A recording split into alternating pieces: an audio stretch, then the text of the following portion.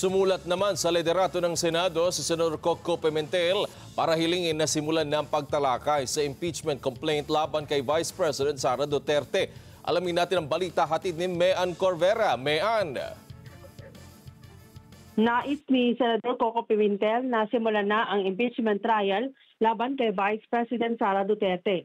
Sa kanyang sulat kay Senate President Francis Escudero, sinabi ni Pimentel na dapat agad isagawa ng Senado ang impeachment trial laban sa pangalawang Pangulo. Tinukoy ng Senador ang Article 11, Section 3, Paragraph 4 ng Konstitusyon na nagsasaad ng dapat forthwith. Nangangahulugan ito na dapat agad-agad magsagawa ng paglilitis kapag may natanggap na articles of impeachment mula sa one-third ng mga kongresista.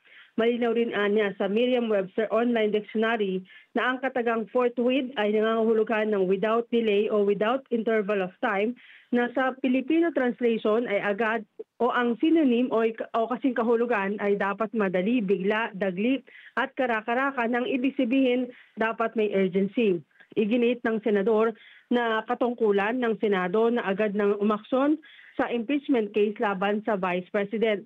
Dahil din anya sa bigat ng impeachment proceedings, nararapat na isagawa ng Senado ang katungkulan nitong may urgency, diligence at matatag na commitment sa konstitusyon. Ayon kay Pimentel, natanggap na ito ng opisina ni Escudero batay sa reply ng kanyang tanggapan.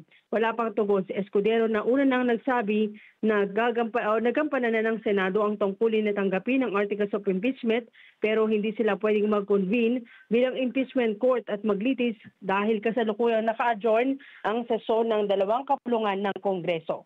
Mean Corvera para sa Mata ng Agila, matatag, matapang, matapat.